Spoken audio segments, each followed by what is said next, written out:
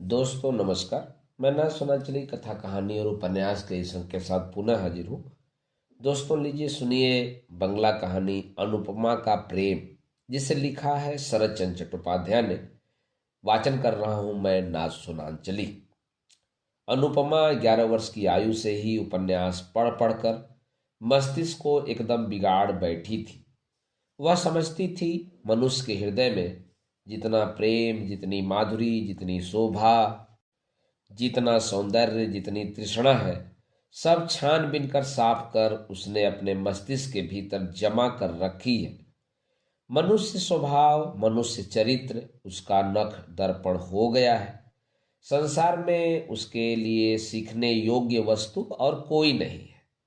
वह सब कुछ जान चुकी है, सब कुछ सीख चुकी है।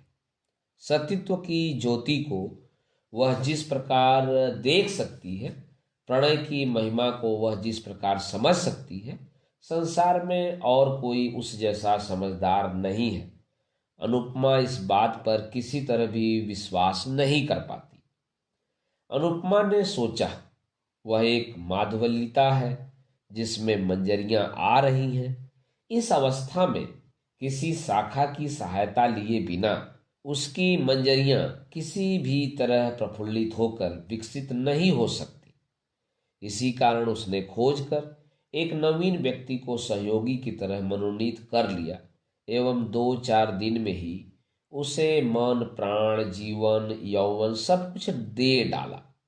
मन ही मन देने अथवा लेने का सबको समान अधिकार है, परंतु ग्रहण करने से पूर्व सहयोगी को भी बताने की आवश्यकता होती है। यहीं आकर माधवी लता कुछ विपत्ति में पड़ गई।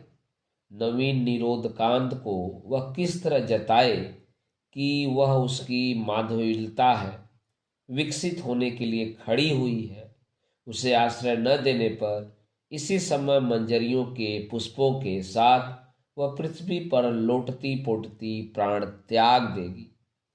परंतु सहयोगी उसे जान नहीं सका। न जानने पर भी अनुपमा का प्रेम उत्तरोत्तर वृद्धि पाने लगा। अमृत में विष, सुख में दुख, प्रणय में विच्छेद चिर प्रसिद्ध है। 2-4 दिन में ही अनुपमा विरह व्यवस्था से जर्जर शरीर होकर मन में बोली, स्वामी तुम मुझे ग्रहण करो या न करो, बदले में प्यार दो या न दो, मैं तुम्हारी चीर दासी हूं। प्राण चले जाएं यह स्वीकार है, परंतु तुम्हें किसी प्रकार नहीं छोड़ूंगी। इस जन्म में न पा सकूं तो अगले जन्म में अवश्य पाऊंगी। तब देखोगे सती साध्वी की क्षुब्ध भुजाओं में कितना बल होता है। अनुपमा बड़े आदमी की लड़की है। घर से संलग्न बगीचा भी है, मनोरम सरोवर भी है।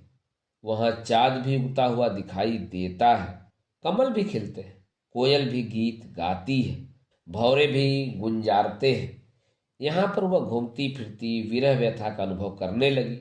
सिर के बाल खोलकर अलंकार उतार फेंके, शरीर में धूल मलकर प्रेम योगिनी बन कभी सरोवर के जल में अपना मुंह देखने लगी, कभी आंखों में आंसू बहाती हुई गुलाब के फूल चूमने लगी, कभी आंचल बिछाकर वृक्ष के नीचे सोती हुई हाय की हुतासन और दीर्घ श्वास छोड़ने लगी। भोजन में रुचि नहीं रही, शयन की इच्छा नहीं। साज सज्जा से बड़ा वैराग्य हो गया। कहानी किस्सों की भांति विरक्ति हो आई। अनुपमा दिन प्रतिदिन सूखने लगी। देख सुनकर अनुपमा की माता को मन ही मन चिंता होने लगी। एक ही तो लड़की है, उसे भी यह क्या हो गया। पूछने पर वह जो कहती उसे कोई भी समझ नहीं पाता। होठों की बात होठों पर रह जाती।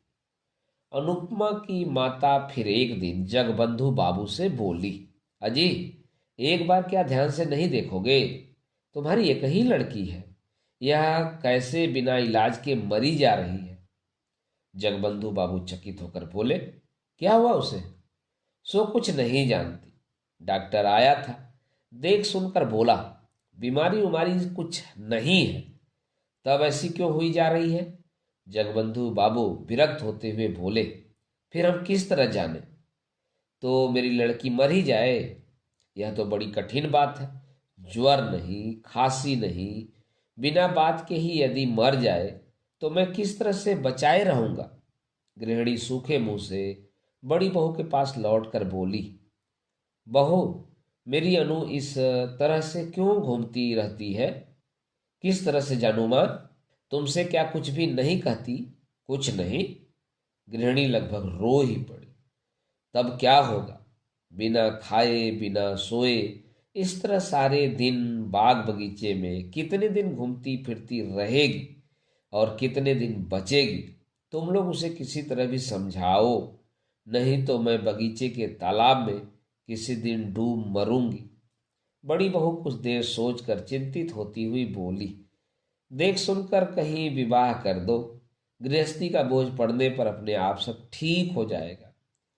ठीक बात है, तो आज ही यह बात मैं पति को बताऊंगी। पति यह बात सुनकर थोड़ा हंसते हुए बोले, कली काल है, कर दो, ब्याह करके ही देखो, यदि ठीक हो जाए तो। दूसरे दिन घटक आया। अनुपमा बड़े आदमियों की लड़की है, उस पर वह सुंदरी भी है, वर के लिए चिंता नहीं करनी पड़ी। एक सप्ताह के भीतर ही घटक महाराज ने वर निश्चित करके जगबंधु बाबू को समाचार दिया। पति ने यह बात पत्नी को बताई, पत्नी ने बड़ी बहू को बताई, क्रमशः अनुपमा ने भी सुनी। दो एक दिन बाद एक दिन दोपहर के समय सब मिलकर अनुपमा के विवाह की बातें कर रहे थे। इसी समय वह खुले बाल, व्यस्त व्यस्त वस्त्र किए, एक सूखे गुलाब के फूल को हाथ में लिए चित्र की भांति आ खड़ी हुई। अनु की माता कन्या को देखकर तनिक हंसती हुई बोली, ब्याह हो जाने पर यह सब कहीं अन्यत्र चला जाएगा। दो एक लड़का लड़की होने पर तो कोई बात ही नहीं। अनुपमा चित्र लिखित की भांति सब बातें सुनने लगी।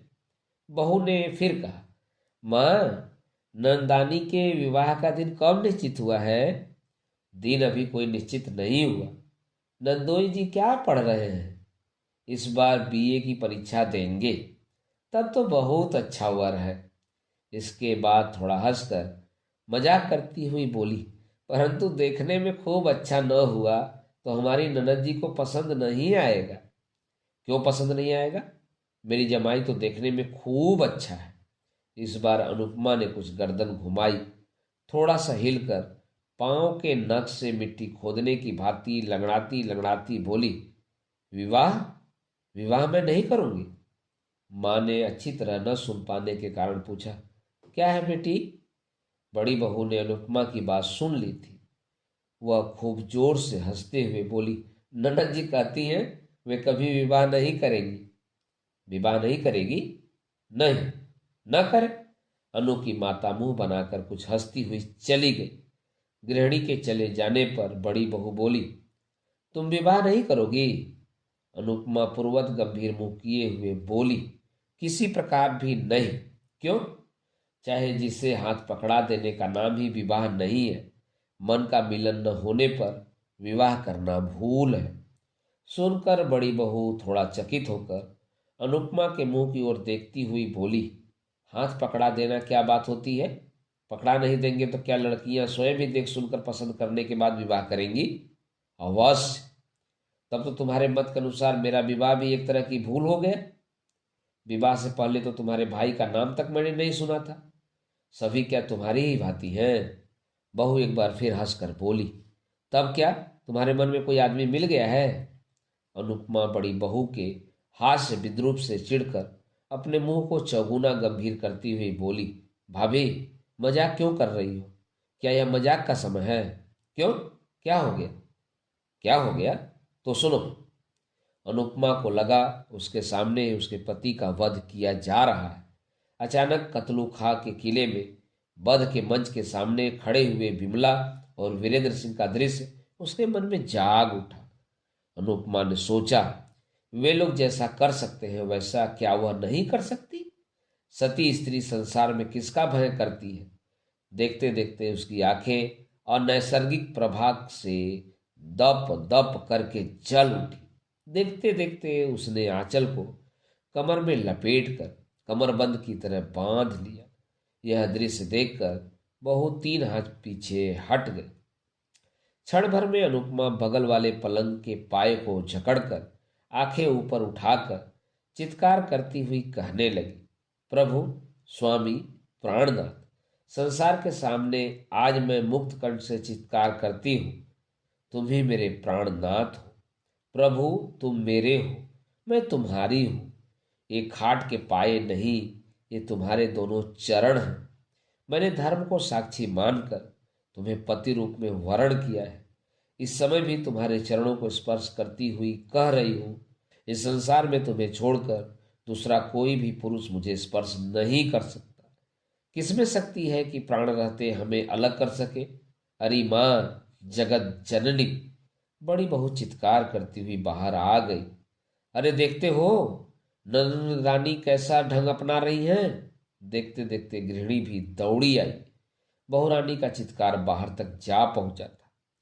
क्या हुआ, क्या हुआ, क्या हो गया, कहते हुए गृहस्वामी और उनके पुत्र चंद्रबाबू भी दौड़े आए।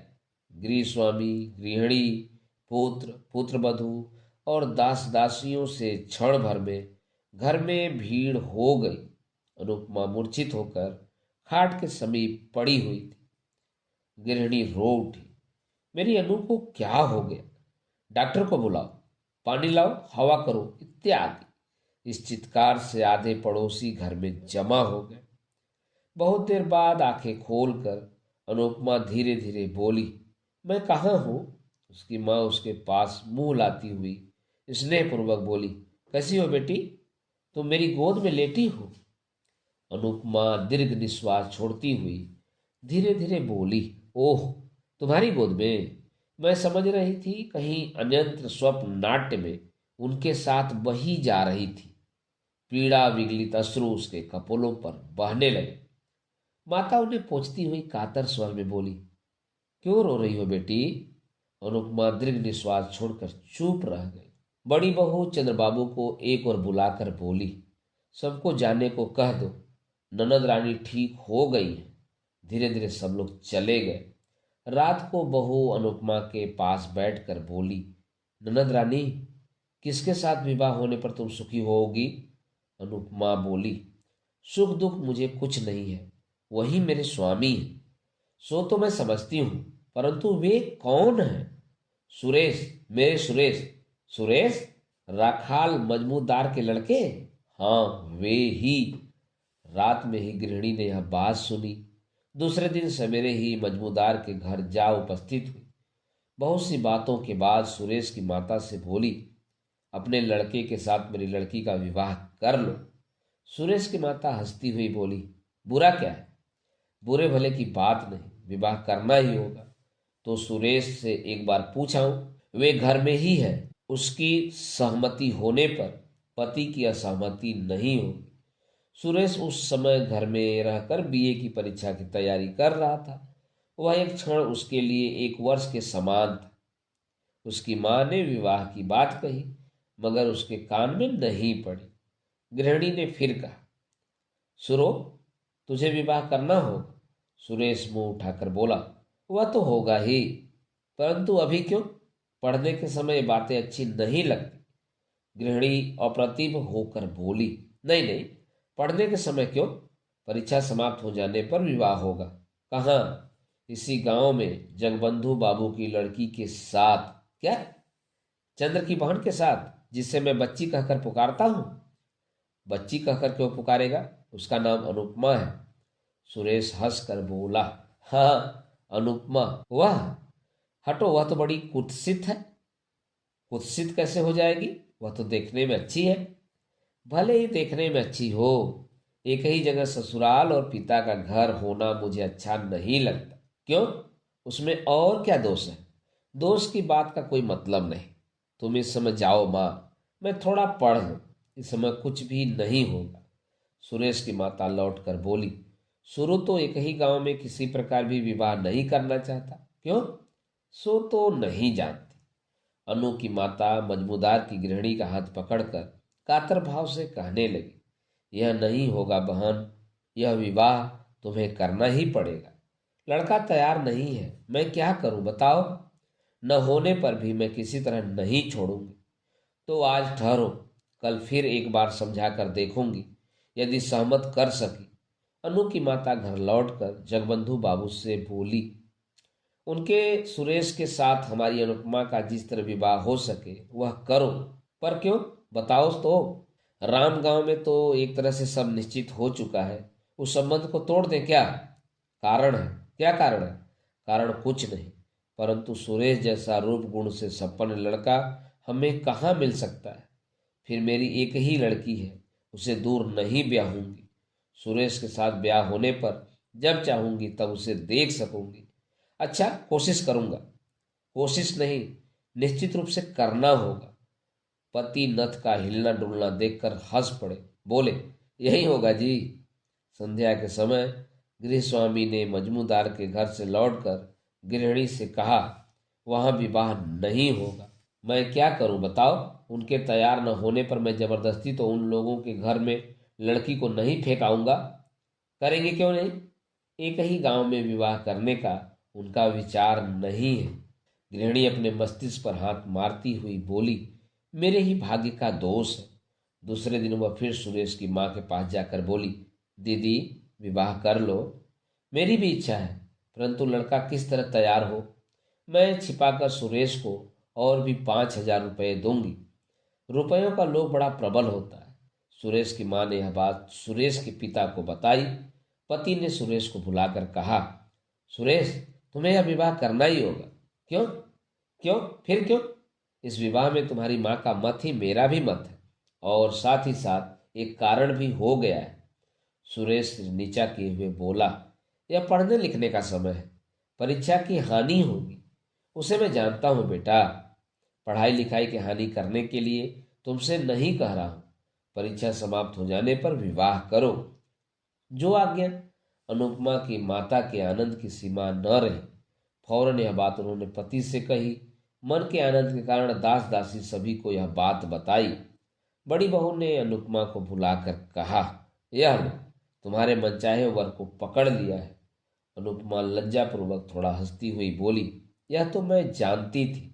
किस तरह जानती थी? चिट्ठी पत्री चलती थी क्या? प्रेम अंतर्यामी होता है, हमारी चिट्ठी पत्री हृदय में चला करता है।